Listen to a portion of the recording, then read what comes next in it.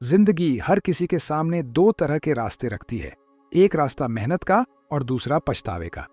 मेहनत का रास्ता कठिन लगता है, लेकिन वहीं हमें हमारे सपनों की ओर धकेलता है, जबकि पछतावे का रास्ता इंसान को अंदर ही अंदर सालता रहता है। नेपोलियन हिल कहते थे कि अगर इंसान अपने विचारों और दिमाग पर काबू पा ले तो किस्मत उसके सामने झुक जाती है। लेकिन सवाल यह है, क्या आपने कभी अपने ही दिमाग को सचमुच कंट्रोल करने की कोशिश की है? हर इंसान सपने देखता है, लेकिन सपनों को हकीकत में बदलना तभी संभव होता है जब उन पर समय की मोहर लगाई जाए। नेपोलियन हिल का मानना था कि सपना तभी लक्ष्य बनता है जब उसमें तारीख जोड़ दी जाए। जब तक ख्वाहिश बस हवा में तैरती रहेगी, दिमाग उसे गंभीरता से नहीं लेगा। लेकिन जिस पल आप कहेंगे कि अगले 12 महीनों में मैं इतना कमा लूंगा या इतने किलो वजन घटा लूंगा, उसी पल से आपका दिमाग सक्रिय हो जाता है। समय की टिक टिक आपके हर कदम को दिशा देने लगती है। कई शोध यह साबित करते हैं कि जब इंसान अपने लक्ष्यों को सिर्फ सोचता है तो वे अधूरे रह जाते हैं, लेकिन जब वही लक्ष्य लिखे जाते हैं और उनके साथ निश्चित समय तय किया जाता है तो सफलता की संभावना कई गुना बढ़ जाती है। वजह यह है कि हमारा मस्तिष्क दबाव और तात्कालिकता के माहौल में अलग ढंग से काम करता है। अगर उसे लगे कि समय असीमित है तो वह टाल मटोल करने में माहिर हो जाएगा, लेकिन जैसे ही आप एक अंतिम तारीख ठोक देते हैं, हर दिन की अहमियत बढ़ जाती है। जरा सोचिए, अगर आपको परीक्षा की तारीख न मालूम हो तो क्या आप गंभीर होकर पढ़ाई करेंगे? शायद नहीं। लेकिन जैसे ही तारीख घोषित होती है, पूरी दिनचर्या बदल जाती है। डिस्ट्रैक्शंस कम हो जाते हैं, एक स्पष्ट योजना बनती है और मेहनत दोगुनी हो जाती है। यही सिद्धांत जीवन के हर सपने पर लागू होता है, चाहे आप नया व्यापार शुरू करना चाहते हो, कोई कला सीखना चाहते हो या अपने स्वास्थ्य में सुधार करना चाहते हो। नेपोलियन हिल हमेशा कहते थे कि सिर्फ इच्छा पर्याप्त नहीं है, उस इच्छा को ठोस योजना और निश्चित समय सीमा में ढालना ही सफलता की असली कुंजी है। बिना दिशा के दौड़ता हुआ तेज इंजन किसी काम का नहीं, लेकिन जब पटरियां बिछा दी जाती हैं तो वही इंजन आपको मंजिल तक पहुंचा देता है। यही कारण है कि समय सीमा केवल कैलेंडर पर अंकित एक तारीख नहीं होती, बल्कि यह आपके पूरे भावनात्मक तंत्र को सक्रिय कर देती है। जब आप खुद से यह वादा करते हैं कि फलान दिन तक यह काम पूरा करना है, तो यह आत्मसम्मान से जुड़ जाता है। अगर आप उसे पूरा नहीं करते तो भीतर का आत्मविश्वास टूटने लगता है। लेकिन हर बार जब आप लक्ष्य पूरा करते हैं, चाहे वह छोटा ही क्यों ना हो, आत्मविश्वास कई गुना बढ़ जाता है। छोटे छोटे जीत के ये अनुभव एक तरह का कवच तैयार करते हैं जो बड़े सपनों के लिए आपको मजबूत बनाता है। यही वजह है कि समय सीमा को लेकर गंभीर होना जरूरी है, लेकिन साथ ही यह भी समझना जरूरी है कि अवास्तविक लक्ष्य हमें शुरुआत से ही कमजोर बना देते हैं। अगर कोई कहे कि 7 दिनों में करोड़पति बनूंगा और उसके पास कोई संसाधन या ठोस योजना नहीं है, तो दिमाग तुरंत हार मान लेगा। इसीलिए समय सीमा चुनौतीपूर्ण भी होनी चाहिए और यथार्थवादी भी। सोचिए, 2 लोग एक साथ जिम जाते हैं। पहला कहता है मुझे फिट होना है, दूसरा कहता है अगले 6 महीनों में मैं 10 किलो वजन घटाऊंगा। किसके पास सफलता की संभावना ज्यादा है? निश्चित रूप से दूसरे व्यक्ति के पास, क्योंकि उसकी यात्रा में गिनती शुरू हो चुकी है। हर दिन उसे याद दिलाता है कि समय सीमित है और मेहनत करनी है। यही अंतर है एक साधारण ख्वाहिश और ठोस लक्ष्य में। नेपोलियन हिल ने यह सिद्धांत अपने समय के बड़े उद्योगपतियों से सीखा था। एंड्रयू कार्नेगी जैसे लोग कभी भी अपने सपनों को यूं ही अधर में नहीं छोड़ते थे। वे साफ तारीख लिखते थे और फिर पूरे मनोबल और अवचेतन शक्ति को उसी दिशा में लगा देते थे। उनका हर निर्णय और हर क्रिया उस तारीख के हिसाब से ढल जाती थी। यही कारण है कि उनके सपने हकीकत में बदल गए। नेपोलियन हिल कहते थे कि सिर्फ चाहत से कुछ नहीं बदलता, असली बदलाव तब आता है जब वह चाहत जलने लगती है। यही जलती हुई इच्छा आपको चैन से सोने नहीं देती। हर पल आपको याद दिलाती है कि आपकी मंजिल अभी बाकी है। ये कोई फिल्मी डायलॉग नहीं, बल्कि मनोविज्ञान का नियम है। जब तक आपका लक्ष्य आपकी सोच में गहराई से जड़ नहीं जमाता, तब तक थोड़ी सी मुश्किल भी आपको पीछे खींच लेती है। थॉमस एडिसन का उदाहरण लीजिए। बल्ब का आविष्कार कोई साधारण प्रयोग नहीं था। हजारों असफल प्रयासों के बावजूद उनकी चाहत बुझी नहीं, बल्कि हर विफलता को वह अगले कदम के रूप में देखते रहे। उन्होंने कहा था, मैं असफल नहीं हुआ हूं, मैंने बस हजारों तरीके खोजे हैं जो काम नहीं करते। यही दृष्टिकोण केवल तब आता है जब आपके भीतर आग जैसी चाहत हो। ये जलती हुई चाहत हमारे अवचेतन मन को इस हद तक प्रभावित करती है कि वह हर निर्णय और हर आदत को उसी दिशा में ढाल देता है। जब कोई इंसान किसी चीज को जिंदगी और मौत जितना आवश्यक मान लेता है, तब कोई भी बाधा उसे रोक नहीं पाती।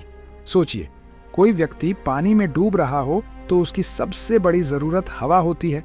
वह किसी भी कीमत पर सतह तक पहुंचने की कोशिश करेगा। जलती हुई चाहत का स्तर भी ऐसा ही होना चाहिए। अगर आपका सपना केवल अच्छा होगा, अगर मिल जाए तक सीमित है, तो पहला झटका आपको रोक देगा। लेकिन अगर वह सपना आपकी पहचान का हिस्सा है, आपकी पारिवारिक जिम्मेदारी या आपके जीवन का सबसे बड़ा कारण है, तो आप पीछे नहीं हटेंगे। यही चाहत इंसान को सुबह 3 बजे भी काम करने के लिए खड़ा कर देती है। नेपोलियन हिल की किताब थिंक एंड ग्रो रिच में साफ लिखा है कि हर सफल व्यक्ति की कहानी के पीछे एक जलती हुई इच्छा होती है।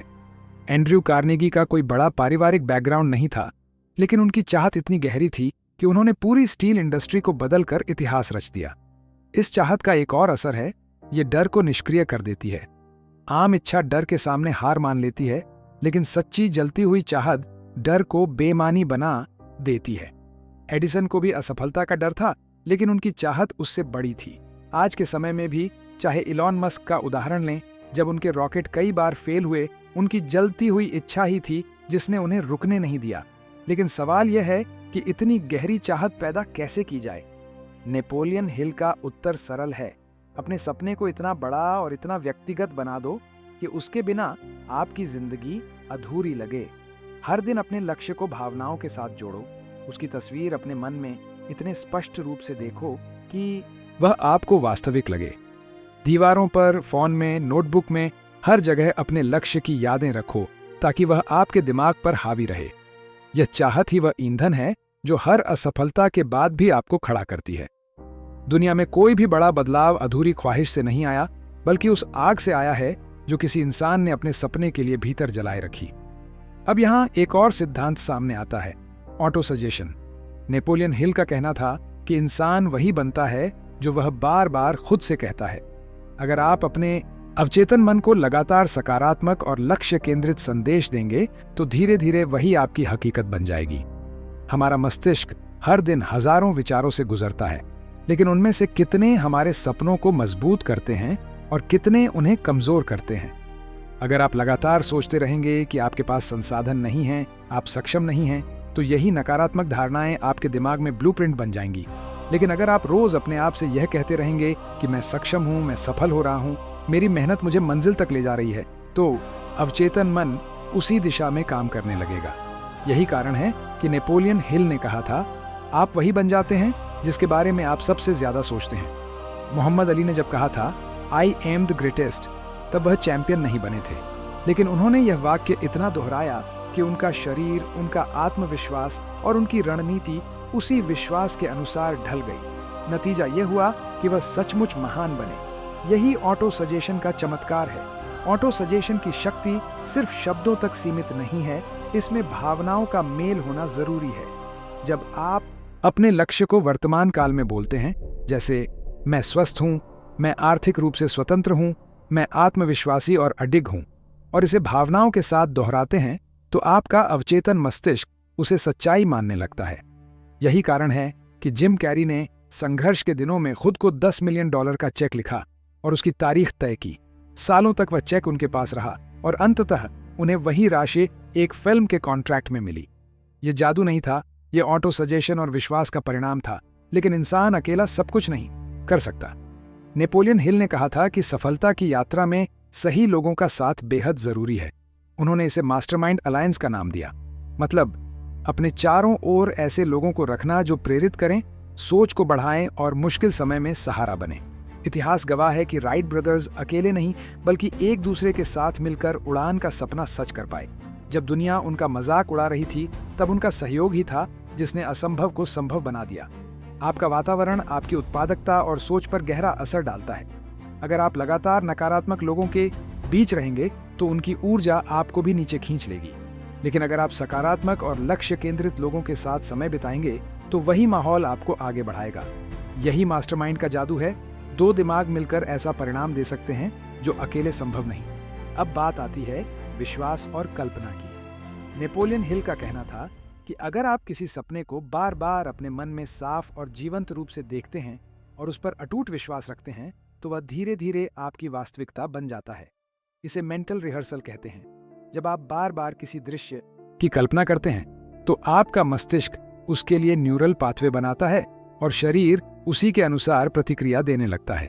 जरा सोचिए, हर सुबह कुछ मिनट अपने सपने की तस्वीर आंखों में उतारिए।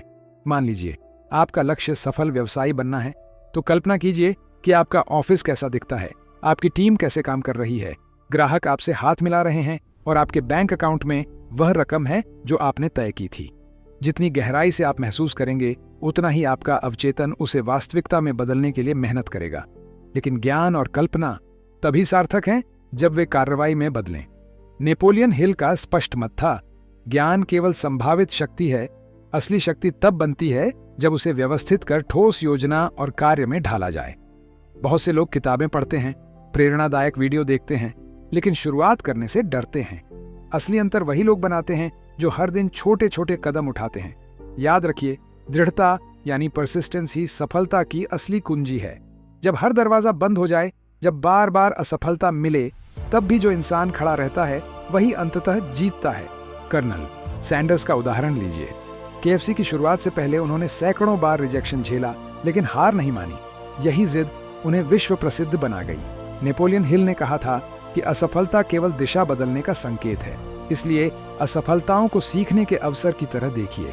हर गलती एक नया डेटा पॉइंट है जो आपको आगे बढ़ने का रास्ता दिखाता है। डर की बात करें तो यह हर इंसान की सबसे बड़ी रुकावट है। असफलता का डर, आलोचना का डर, गरीबी का डर। लेकिन हिल का कहना था कि डर का इलाज केवल कार्रवाई है। जब आप डर का सामना करते हैं और उसके बावजूद कदम उठाते हैं तो डर कमजोर पड़ने लगता है। हर रोज कुछ ऐसा कीजिए जिससे आपको डर लगता है। धीरे धीरे वही डर आपकी आदत बन जाएगा और साहस आपका स्वभाव। फैसले लेने की क्षमता भी सफलता का एक अहम हिस्सा है। नेपोलियन हिल मानते थे कि टाल मटोल सफलता का दुश्मन है। जो लोग जल्दी और दृढ़ निर्णय लेते हैं वही अवसरों को पकड़ पाते हैं। हेनरी फोर्ड ने कार बनाने का निर्णय लिया और मजाक उड़ने के बावजूद उस पर अडिग रहे। यही दृढ़ता ऑटोमोबाइल उद्योग में क्रांति लेकर आई। और अंत में समय प्रबंधन। समय हर इंसान की सबसे बड़ी संपत्ति है। जो इसे नियंत्रित कर लेता है वह अपनी जिंदगी नियंत्रित कर लेता है।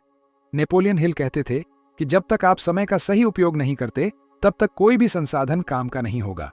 छोटी छोटी आदतें जैसे पोमोडोरो तकनीक या समय ब्लॉकिंग आपके दिन को व्यवस्थित कर सकती हैं और आपको अधिक उत्पादक बना सकती हैं। लेकिन सफलता का असली अर्थ केवल खुद तक सीमित नहीं है। जब आप अपनी ऊर्जा और संसाधन दूसरों की मदद में लगाते हैं तो ब्रह्मांड आपको कई गुना वापस लौटाता है। एंड्रयू कार्नेगी ने अपनी संपत्ति का बड़ा हिस्सा समाज को दिया और उनकी यही उदारता उनकी असली पहचान बनी। नेपोलियन हिल का कहना था, जितना आप देंगे उतना ही अधिक पाएंगे। और अब सबसे महत्वपूर्ण बात, शुरुआत का सही समय कभी नहीं आता। सही समय का इंतजार करते करते लोग अपनी जिंदगी बर्बाद कर देते हैं। नेपोलियन हिल हमेशा कहते थे, इंतजार मत करो, समय कभी परफेक्ट नहीं होगा। आपकी जिंदगी का नया अध्याय आज से शुरू होता है। पहला कदम अभी उठाइए, चाहे वह छोटा ही क्यों ना हो, वही आपको रास्ते पर ले जाएगा। अगर आप आज कदम बढ़ाते हैं तो आने वाला साल पूरी तरह अलग होगा। लेकिन अगर आप इंतजार करते रहे तो कल भी वही जगह होगी जहां आप आज हैं। इसलिए डर को पीछे छोड़िए, अवसर का लाभ उठाइए और अपने सपनों की ओर बढ़ना शुरू कीजिए। क्योंकि सच यही है, जब आप खुद पर विश्वास कर लेते हैं और मेहनत को अपना साथी बना लेते हैं तो पूरी दुनिया आपके कदमों में झुकती है।